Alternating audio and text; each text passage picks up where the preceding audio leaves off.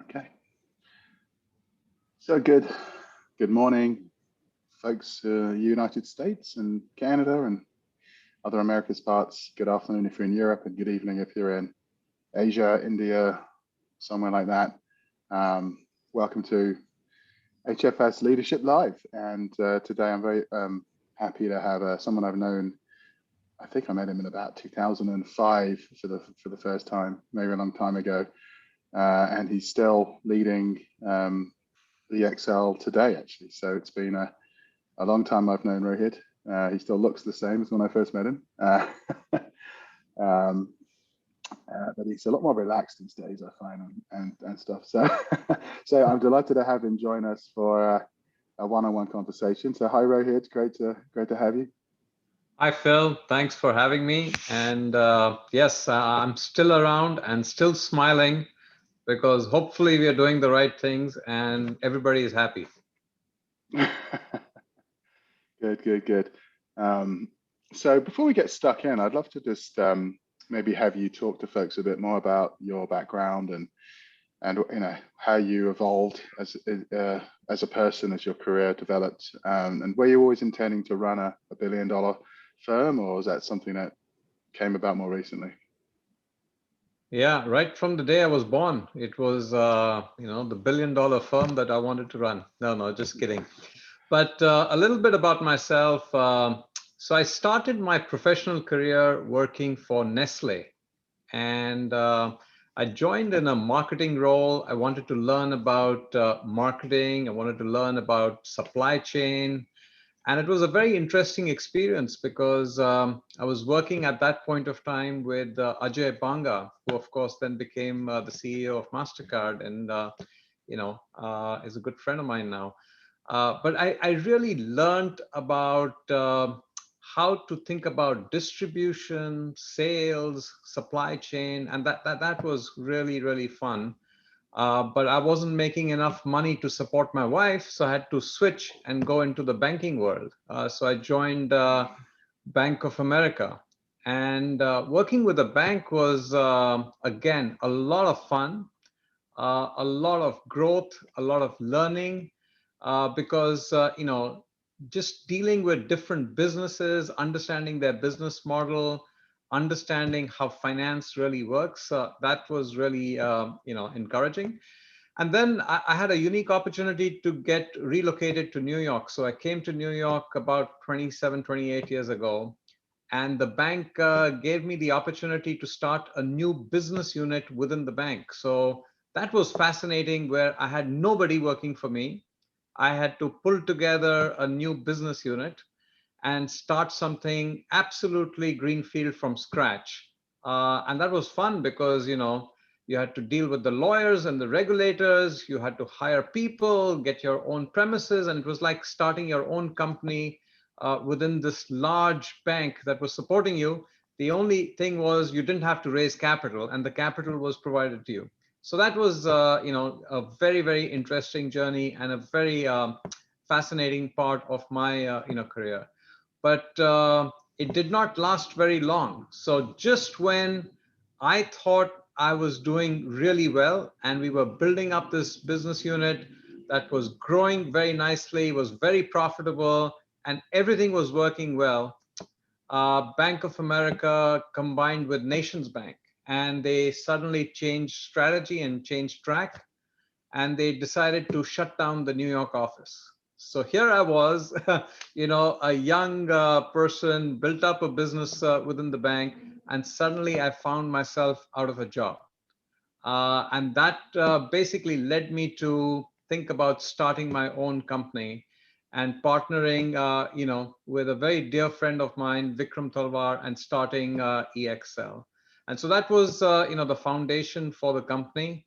So I think I was driven to it by circumstance and by necessity, but it's been a really, really fun ride, and it's great to be at EXL and continuing to see it evolve, grow, and build up.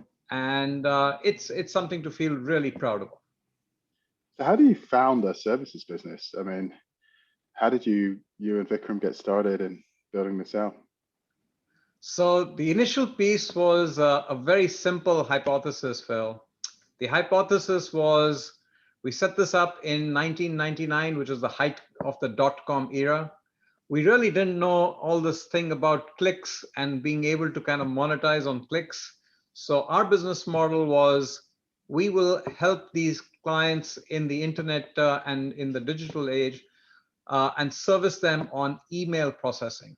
We figured out that we could process an email in India for $1 per email. In the US, it used to cost about $3 per email. And we said we'll offer it to our clients at $2 an email. They'll save a lot of money. We'll make a lot of money.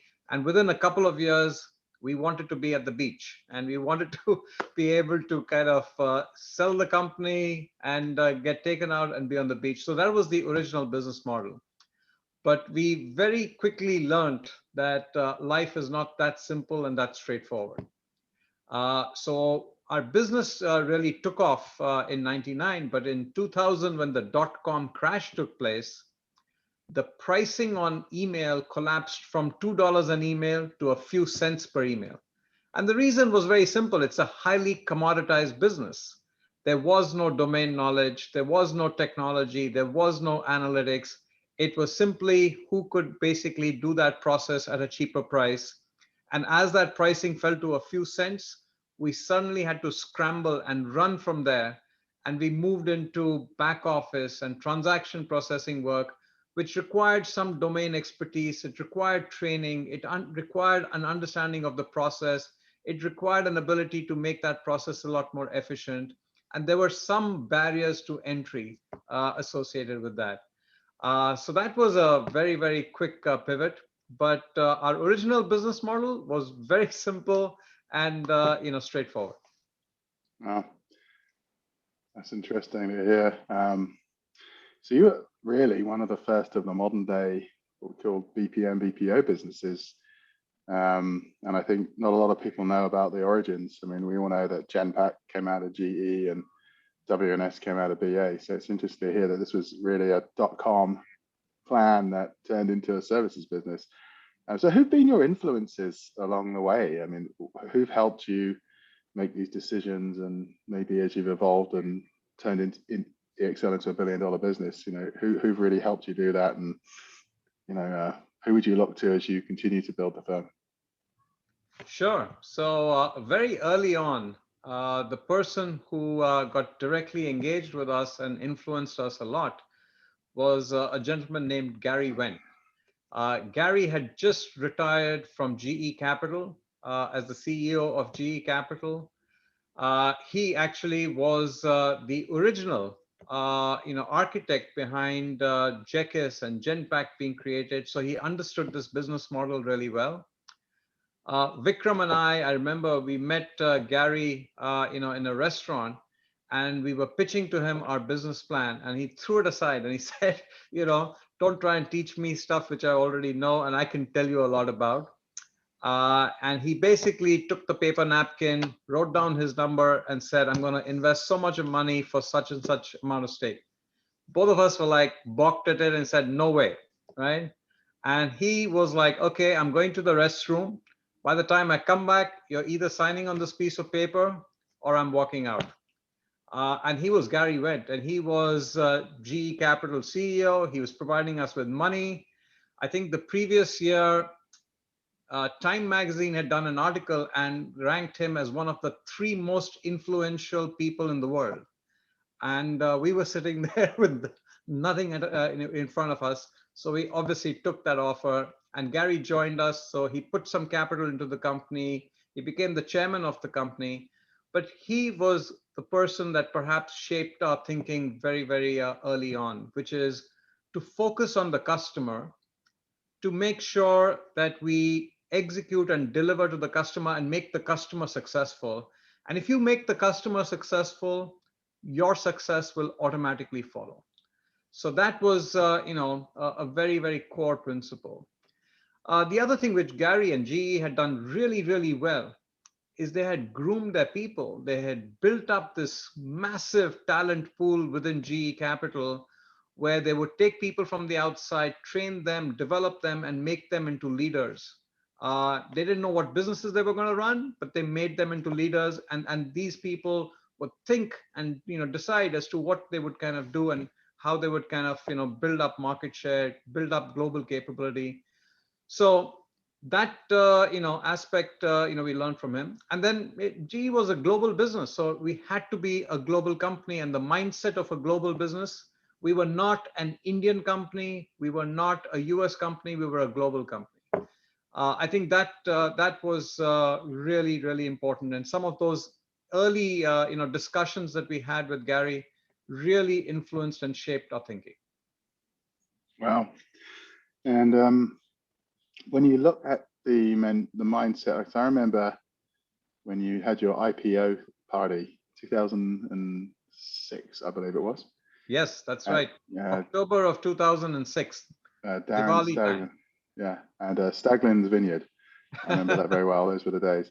And when you look at the mindset back then, we fast forward 15 years to the world we're in today. How different is it, would you say, from a business services perspective in terms of what the clients demand from you and then how you go about your own business?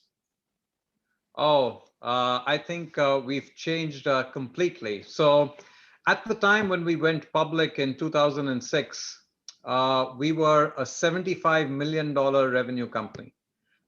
Today, we are a $1 billion revenue company, but the $1 billion comes from very different sources and very different services than where that $75 million came from. Back then, our goal was to scale up that $75 million as is and basically take advantage of the labor cost arbitrage that existed between some of the developed economies and some of the developing economies and try and benefit from that. Our objective was to try and make the process a lot more efficient, use Lean Six Sigma, and continue to optimize the process. Today, our business is, uses a lot of data analytics, and today 40% of our revenues come directly from services that we provide around data analytics. 60% is operations management, and that operations management is intelligent operations management, which has a lot of digital embedded in it, a lot of data analytics embedded in it, a lot of technology embedded in it, and it's vastly different to the kind of services that we were providing in 2006. Wow. The fascinating thing is, just before we went public in 2006, we made a small acquisition of a company called Inductus. Oh, yeah. And Inductus at that point of time must have been a $13-15 million revenue business. But we acquired it because it had all the great foundations of building a very strong franchise in analytics. They had very talented people. They understood data and modeling really well. They hadn't really set up a global delivery model, but that's something which we thought we could kind of bring in. And that was the germination of our analytics business today. And today, when we look back at that was a very, very significant step that we took as an organization, and that's powered our growth, and that's powered the shape of this company, and it's actually deeply influenced where we are today. Yeah. It's interesting when you look back and realize, back 15 years ago, 12 million revenue was quite a lot for an data business, and EXL wasn't particularly big either back then either.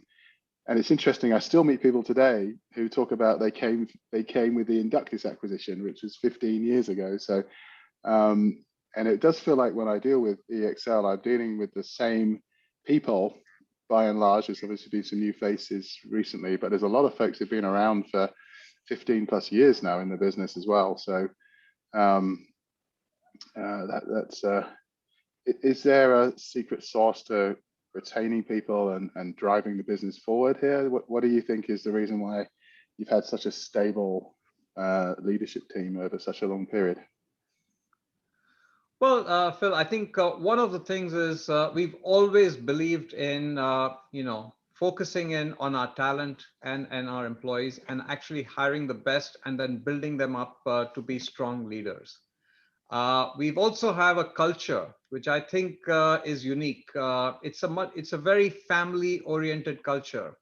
So one of the experiences that we had very early on is way back in 2002. We actually got acquired by Conseco and we became a wholly owned subsidiary of Conseco. And in 2003, very few months thereafter, it became very clear that Conseco was going to file for bankruptcy. And at that point of time, we extricated ourselves from Conseco and became an independent organization. And when we became an independent organization, I remember we were the largest BPO company in India. We had 1,500 employees. 95% of our revenue came from one client, which was Conseco, and that client was going to go under, and the regulators in the US wanted all the work to be brought back to the US. So we were going to have zero revenues at that point of time. And we had 1,500 employees, facilities, and an expense base. And at that point of time, we took a very conscious and deliberate decision not to let go a single employee from EXL. And that was a bold commitment to our employee base because they saw that even when we didn't have the financial capital and we were burning through maybe about $500,000 a month, and we didn't have enough capital to stay afloat, we had deliberately said we're not going to let go a single employee.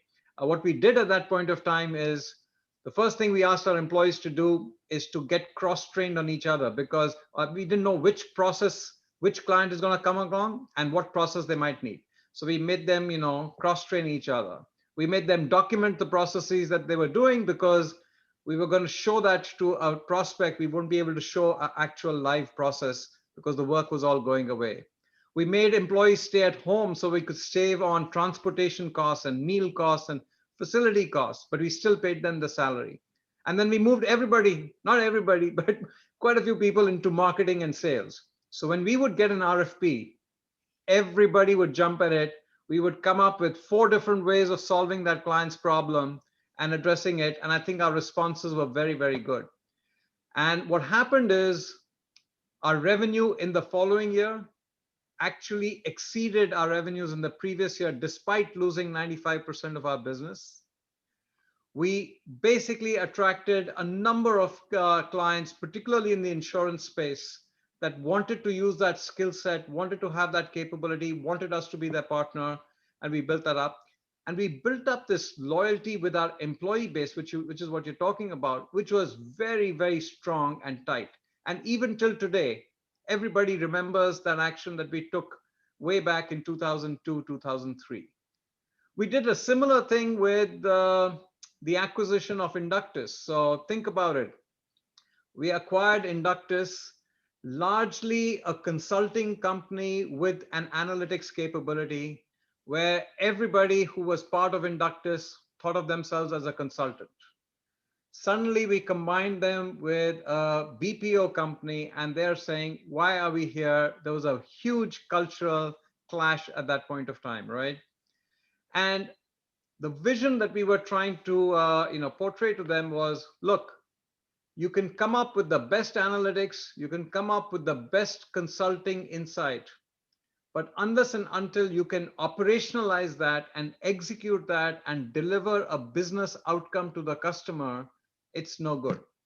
And what we really have is, the foundations of both of these pieces, which is a very strong operational delivery capability, and then the consulting and the analytical insight that we can combine and integrate with our operations management capability. That took a long time, but those that stayed saw the power of that, and I think they believe in that. And today, our analytics business, our digital business is led by leaders who came to us from that Inductus acquisition. Yep. Excellent. I still know a few of them. So You say 40% of your business is now a data business and 40% or 60% I think is operations. How are these two dovetailing in terms of, is it that they're likely to come on board first as an operations BPM type client, and as they get more intimate with you, they start to give you more of their data to manage as you get closer to their clients? Or are you actually now taking clients on purely for analytics and data work and working up from there? How's that working for you? Yeah. So today, almost every single client of ours that uses us for operations management also uses us for data analytics. So that cross-sell and that crossover is, almost 100%. But we do have clients which will partner with us only on the data analytics piece and work with us, just to help them drive more meaningful value out of data. So the way in which, Phil, the organization is being built today is we are trying to be an indispensable partner for businesses that are going to be data-led businesses. Mm-hmm. And we think the battle in the future is going to be won or lost on the basis of who can manage data a lot better and extract the most amount of value from data. And you can do it in two fundamental ways. You can use the data to get and use the analytics to get better business decisions. And so that's our data analytics business, which is how do you use data that's with you or externally available, combine that, and how do you make better business decisions? And the second is how can you use the intelligence from this data and improve your core operating processes so that your customer experience is a lot better, so that things move much more smoothly and at speed, and so that you can have great amount of efficiency, productivity, and a lower cost in terms of serving your customer. So both these value creation avenues for us are foundational in terms of the way in which we deliver value to our clients. So how's this changing the way that you're acquiring talent and training your talent? Because this is about getting closer to your clients' clients. This is about having staff who can understand data, can understand applications that might be low code, no code, that can help derive data more effectively. How is that changing you as an organization as you look at your talent base, you look at your people, you look at the changing environment that clients are evolving into? Yeah, so I think for us, in terms of our talent base and the employees that we have, there are three things which are critically important. One, they must understand our client's business really, really well. And that's all about domain expertise and understanding our client's business. Second, they must understand how to use and leverage data. And that's all about understanding how to be able to extract value and extract intelligence out of the data. And third, they must be creative, and there must be human ingenuity and a passion that they can leverage the skill set of the domain expertise and the ability to use digital, AI, cloud, data, and orchestrate the right kind of combination so that we can deliver value to our clients. So these three attributes of domain knowledge, an understanding of data, and human ingenuity are the three essential ingredients of everybody. So what we're trying to do is every single person that we hire into the organization, we want to hire who has the mindset. They may not have all of these attributes when they join us, but certainly they should have a few of these attributes, and they must be willing to undertake a journey to develop these attributes as they go forward. So that's hugely important for us. And I think we've been able to move our employee base and our talent pool along these three vectors, and that's tremendously helpful. And do you feel you need to look at like a different type of graduate or a different type of skill set for somebody who can understand data? Or do you feel you can take a lot of folks who are good at process and good at working with clients and retrain them? Do you feel you're being forced into looking at skill sets more, or you can actually do a lot more retraining with what you've got? Yeah, I think you can do a lot more retraining than what one thinks is actually possible. What you need is a mindset which is a curious learning mindset.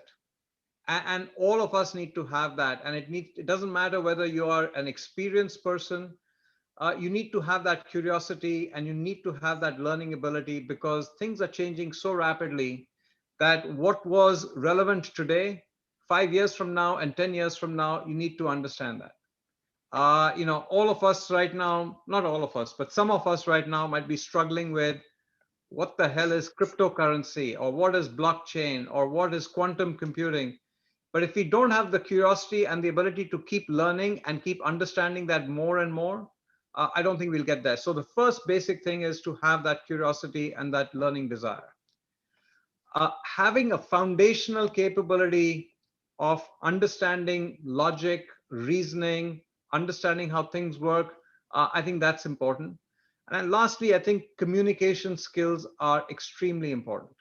That's something which will be really necessary as you think about upskilling yourself and reskilling yourself and leading people. That is a core capability that needs to be there. So frankly, you don't need to come with much. You just need to come with a few broad basic things of curiosity, just a foundational understanding of logic and communication, and you can build up capability on that.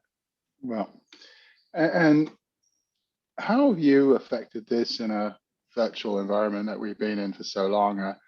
What have been the pros and what have been the cons, and then how do you think this is going to evolve in the next, say, 3 to 6 months? Yeah, so the last 15, 16 months have changed everything.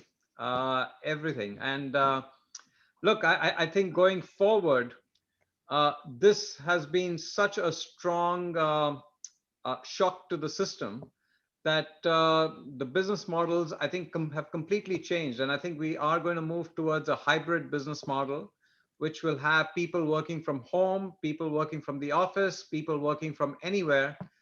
And it's really about how do you connect with them? How do you make sure you align yourselves? And how do you deliver the outcomes that you're making as promises to your customers? I think the recruiting has changed, the learning and development has changed, the execution has changed. And I don't think there is one business model that will fit any individual or any client or any company. I think you're going to have to use a variety of different situations in different functions, in different geographies, in different client situations, in different individuals to be able to kind of manage that. At the end of the day, it's got to be a connectivity with the heart and the mind of people. And that's all about culture. That's all about uh, empowerment and creating the right kind of passion amongst the employee base so that they are motivated to want to do this themselves. This cannot be forced. This cannot be regimented. It's got to be organic. It's got to be from within. And there's got to be this connectivity that gets built up, which is not going to be very visible, but it's going to be prevalent. And I think that's the most important way of thinking about how we're going to work together going forward.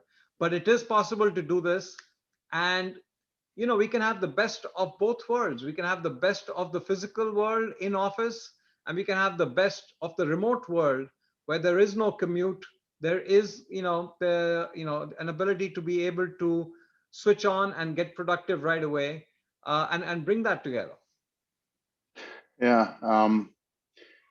But in terms of people innovation and training and culture, I personally believe India will come out of the pandemic very strong, because it's become probably the #1 country in the world for bringing together talent in physical centers and training people. I think that is really going to stand out for the India economy. I worry a bit more about what happens domestically, where clients need help with immediacy. They want to meet with consultants. They want to have more engagement. And we talk about this return to work. We've got data to show that 60% of staff will be back in office over the next year. But it feels like it's very tentative right now, and this could take a long time to evolve into the mix. Do you think we're going to have a snapback, or is this a snap forward? Is this going to be a very different environment as we look out at the next 6 to 12 months? Well, I really don't know. But if I was to, guess, I think it'll go in fits and starts, and then we will stabilize at some level. I think some organizations are asking their employees to come back and be much closer to their end customers, and that's going to be important. And certainly when it comes to competitive differentiation, having that proximity is going to be important, right?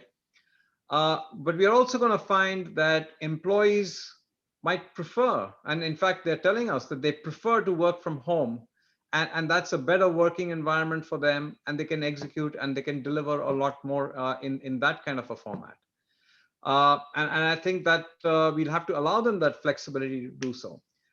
In today's market, particularly where our clients are, I think there are three fundamental things that will drive this. One, unemployment rates are already back very low. So it's very difficult to hire talent and kind of recruit. So providing flexibility and providing different ways in which they can work, I think will be hugely important. The stock market has gone up quite significantly. So the amount of net worth that everybody has created for themselves, that's very meaningful. And the trade-off between a work-life balance now has got a very different meaning as compared to the past. And so that's something which we have to be very, very cognizant of and allow that because it is about having fun at work, but also having an ability to balance out your work life. And then lastly, I do think this thing will evolve over a period of time. It will evolve to how do you really get teams to interact? Because while one person can interact with their own team members very well, and that increases in a remote environment, the engagement and interaction between different teams and different clusters of people, that goes down in a remote environment. How does culture take shape over the next 5 years in an organization that's completely remote? Or how does innovation take place? I think some of those things will be sorted out as we go along. But I think we will go one side to the other side, but hopefully we'll end up with some kind of a mix, which is an optimal mix for that organization. Yeah, I mean, we've had, I think, the CEOs of Goldman Sachs, JP Morgan, we can go through some of them. They want to have their employees back in the office. I think, they feel their whole DNA is structured around, it's almost like control. They want to be able to see their staff in front of them. They want to be able in many ways maybe to close their door and go back to that lifestyle of pre-COVID. And the current remote setup, it's hugely demanding on a leader. Like you have to spend an enormous amount of time doing internal calls as well as client calls. Do you think we'll get to a point where employees who decide they want to work from home will work for a company that promotes that, and employees who maybe want to go into an office will go to a company that wants that? And it's almost down to the leadership to decide what do we want to be like, or can leadership truly get a successful remote model? But it does feel like things are shifting quite fast. I mean, I heard that one of the three companies we just mentioned has actually said, if you want to work from home, great, but we're not going to pay you a New York salary.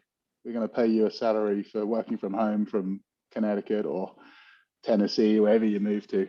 So this feels like you've got employers dictating what they want.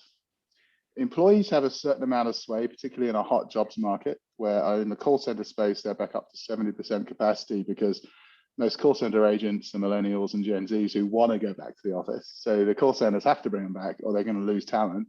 And then you've got the other model where, the business function dictates. It's like if you're delivering very specific services like analytics that require brains to come together, lots of whiteboarding, lots of training, you got to bring them in anyway. So, I mean, is this going to become a very much an organization's culture with how they manage this? Yeah, Phil. So I was shown a very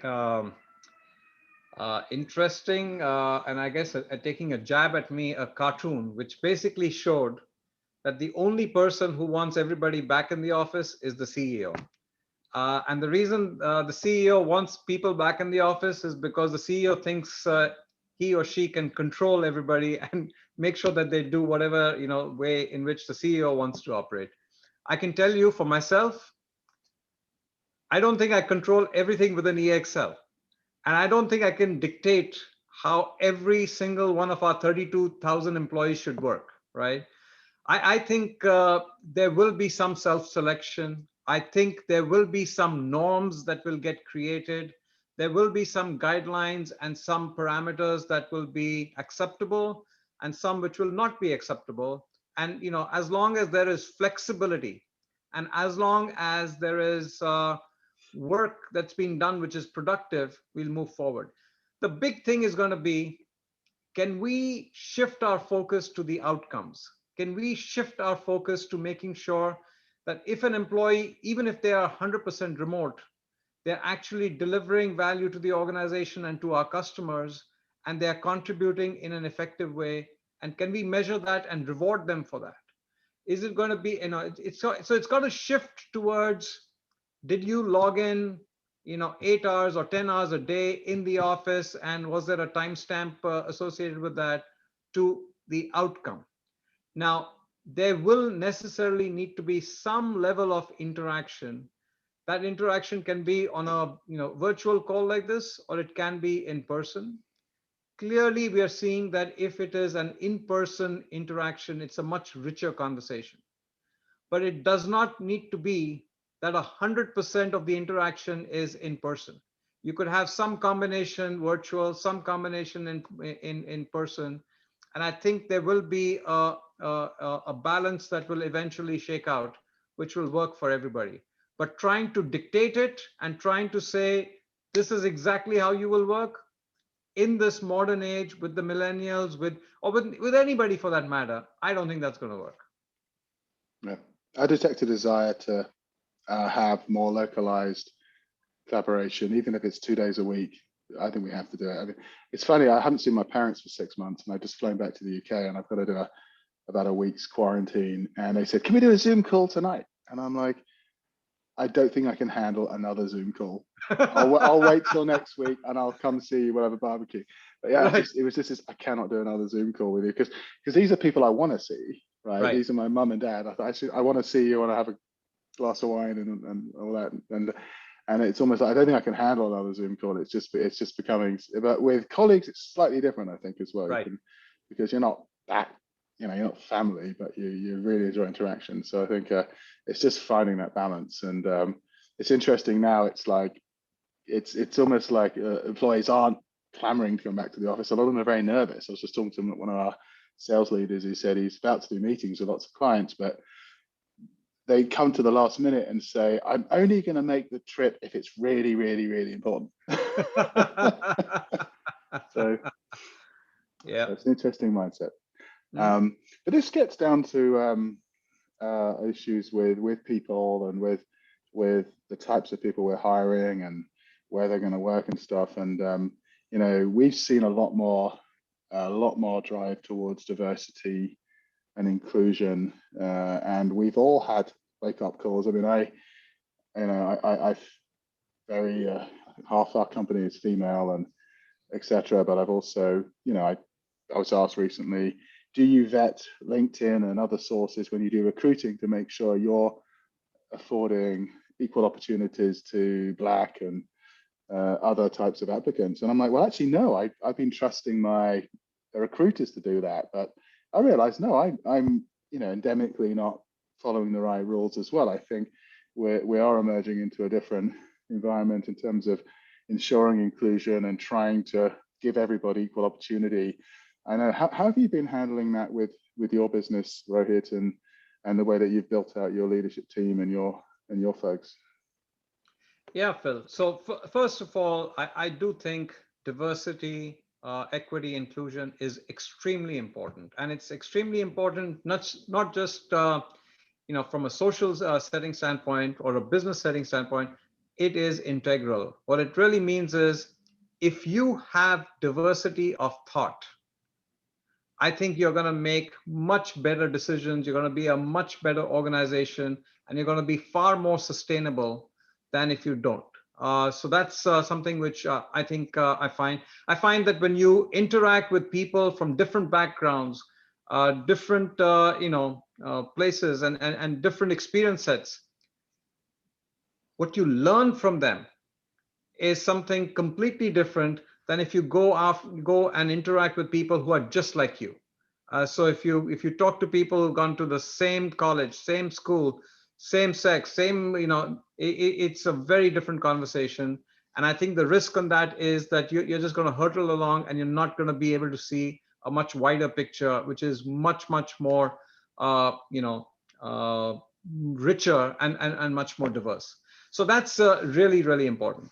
The way in which we have been trying to drive this within our company is to be deliberate about it. And what we mean by deliberate is, first and foremost, is to create the right kind of awareness and training around this issue. So we've made sure that every single person in our organization has been exposed to this concept and has been trained and has been told about what are the advantages. And we've compared and contrasted, and we've had people understand this at the very basic and foundational level. So that's almost a necessary condition to be able to drive this in the organization. The second is we've created a number of different pathways where we can encourage, promote, and create diversity. We've started out, with our board, which is, made up of diverse, individuals. We've done that, in the team that we are hiring, and they are bringing on talent from the outside. That's something which we consciously apply this to. We create the right kind of environment for people who've got a diverse background, whether that be by gender or race or thinking, as to why they can thrive in an organization like EXL. So that's something which we've created. And then we have also put up and publicly said what we are going to do, particularly from a gender diversity perspective. Today in our leadership, actually for the entire organization, the balance of gender is 43% female and 57% male. But when you go to the leadership levels, our diversity mix goes down, and it's at about 18% right now. And what we have said is we are committed to moving that needle from 18% to 25% and delivering that over the next few years, and making sure that we do everything in our power to promote that and to be able to get there. So I think you've got to think about this holistically, but it's obviously something which can't be done in a quarter or in 6 months or a year. This is a journey that needs to be undertaken. And I think if you've got the right intentions, you truly believe in it, the organization is going to drive forward and get there. Fantastic. And do you think, I mean, we've been very close to the terrible situation in India dealing with COVID, and fortunately things are slightly improving now. We can start to see the end to this, but do you think that as they emerge from a very trying experience, we'll see greater focus on women in the workplace? And there's been a lot of women widowed, unfortunately, because of this as well, and it may be changing mindsets on the fact that they need to go back to work, and the world doesn't end just because you had a kid and now you're at home. Do you think India is going to emerge very differently from their experiences? It certainly creates more opportunity for women to work. And if you think about the commute time in India, the commute time, in some cases was 2 hours and even 3 hours each way. And that's just too much for anybody to be able to kind of undertake. So it certainly opens up the talent pool very, very significantly, both across gender, across location, and across different types of educational backgrounds and experience backgrounds, right? People would not come into our industry if they were working, in other industries, because they would find the commute to be, really, really difficult. So I think it opens it up. We do think, the opportunity for us to hire a more diverse talent pool is a lot better now in India, given this. The remote working environment is going to be very helpful. We did lose a few people to the second wave of COVID, and that's really unfortunate. We tried to do everything that we could to protect our people, but we did lose a few. And certainly to their families and their spouses, we are making an offer so that they can come join us and be part of our workforce. So that's something which we are absolutely doing. And I think, going forward, we will have a much more diverse workforce in India. Good to hear. And do you think the way industries have evolved is changing quite radically as well? I mean, you've been very tight with the insurance space, for example, but that's changing quite radically with the digital impact, and especially with some of the traditional insurers, we're seeing huge changes in banking, supply chain, food services, stuff like that. How do you think that's going to impact your business eventually? This kind of reshaping of the value system, the whole of this ecosystem that's evolving coming out of a pandemic. Yeah. So, well, one thing which the pandemic has done is it has accelerated the change very significantly, because today, there isn't just a consumer. Now you've got a digital consumer. And if you've got to serve a digital consumer, you've got to shift your business model very significantly. And every single industry is embracing the use of data, the use of digital, the use of AI, and pushing their capability onto the cloud.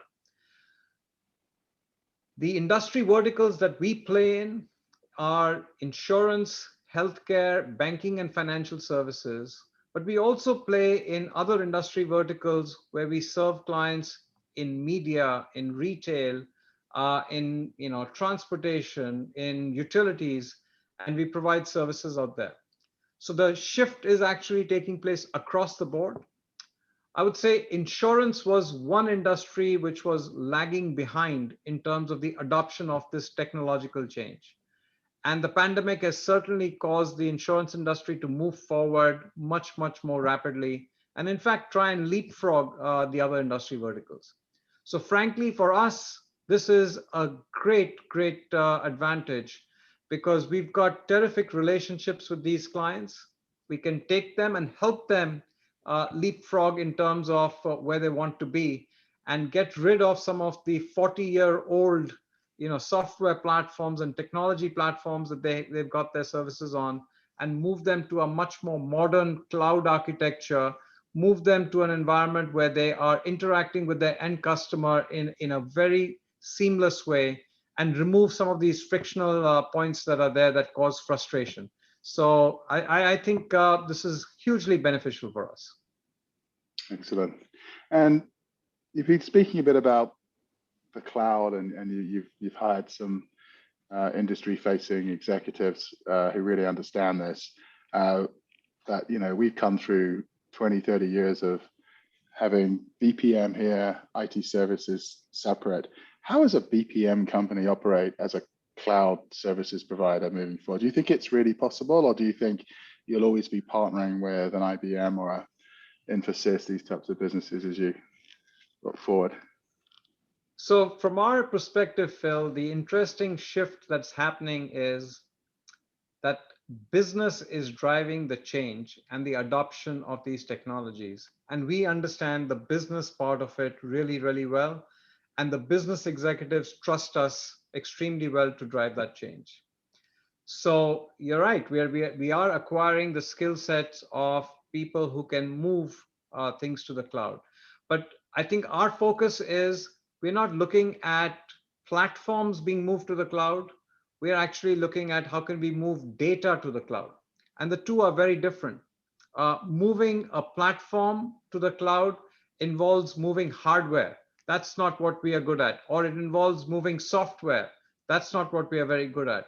But when it comes to moving data onto the cloud, we understand that really well. So building up the right kind of data lakes, the right kind of data architecture, the right kind of guardrails so that analytics can be done a lot quicker and access this information a lot better. I think we understand that really well. So I think we have our own space where we can help clients create use cases and make this change. And even though we don't have hundreds of thousands of technologists, we've got people who understand the business and are adequately armed with the technology so that we can actually create these use cases for our clients. Yeah, this is it's very different when it's about data as opposed to heavy duty process, on-premise application driven, like SAP driven processes and things like that. So it's fascinating to see you make this shift, and I look forward to hearing how that develops in time. Okay, I'd love to ask you one great question before we run out of time here, which is you're on a desert island, you've got one book to read, one movie to watch, and one piece of music to listen to. There you go, Paul. So Phil, in today's world, I thought I could carry my iPad onto the desert island and kind of have lots of books, lots of movies, and lots of songs loaded on. I don't need Wi-Fi. I don't need anything. I could just use my iPad and kind of use it. But look, you could watch one movie and one book and things like that. The thing that's interesting for me is, can I keep learning? So if I'm in a desert island just by myself, I want to learn the skill sets of survival. I want to learn the skill sets of how do I create an ecosystem in that desert island that's going to motivate me to live for the next 15, 20 years. So I would focus in on growing something, building something, cooking something, fishing and enjoying something and learning all the things that I know nothing about, absolutely nothing about, and figuring out how to be a survivor out there. That's a very unique answer, and I'm very glad you didn't say the Bible. I've had that a couple of times. Okay, but one song you got to have one song. You can't replace that. You got one song you want to listen to. Oh, the one song for me which I really like and is Norwegian Wood. That's a song about I once had a girl. And it talks about just the memories of being with your partner, and so it would be about that. Wonderful. And this is the same partner that you had to go and work for into the finance, work for a bank to support and. Absolutely, and we are coming up to our 30th anniversary, so it's the same partner. That's wonderful. And now you can afford a New York lifestyle for her, right? Well, I'm never good enough, but a little bit I can do for her. A bit more. Good. Excellent. And then you still have the Staglin relationship with the Excel and. Yeah, Garen is still on our board as the chairman of the board, and we have access. I wouldn't say we have unlimited access or preferential access, but we have access. Yeah, I remember going to one of your board meetings a few years ago, and Garen was serving up the wines at the reception, and I thought this is a great way to get the customers coming back. Yes, one of the things which we've been doing is some wine tasting sessions with our clients, which you can do virtually.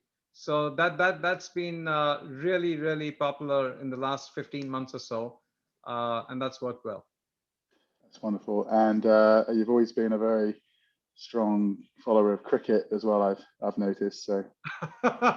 Well, what happened, right now is not that encouraging, but it's good to see how things played out, and then the match kind of went through. Well, I think that the probably the most likable of all the nations in the world, Test cricket, New Zealand, who's the least offensive, are now the world Test cricket champions, and I think they're the world rugby champions and the world cricket champions and the world COVID champions. Absolutely. Absolutely. they're doing something right down there. So no, I'm a fan. When England beat New Zealand in the Cricket World Cup, New Zealand were very unjustly beaten, I felt, because of the refereeing error, and they didn't complain. Right. They just took it on the chin, right? Right. Flew home, didn't even complain once. Whereas if it was us or anyone else, we would have been taking them to court or something. But anyway. Yeah. Well, it's been an absolute pleasure catching up with you like this. I actually learned a lot about you and EXL I didn't know about and beforehand. So I hope this has been a rewarding hour for everybody else who's dialed in and listened to Rohit. And wish you the very best of luck as the world slowly goes to a snap forward and seeing a business like yours, which has flourished. It's over $1 billion and coming up with some great ideas around data in the cloud and driving things in a different direction. So thank you very much, Rohit. Thanks, Phil, and thank you for your friendship. And I also want to thank you for what you do for the industry. I think just bringing in that unique, fresh perspective, and such talented people that you kind of surrounded yourself with. That's really, really commendable. So thank you for that. Okay, I just surround myself with people a lot smarter than I am, and it always wins. It always works. Always works. Absolutely. Wonderful.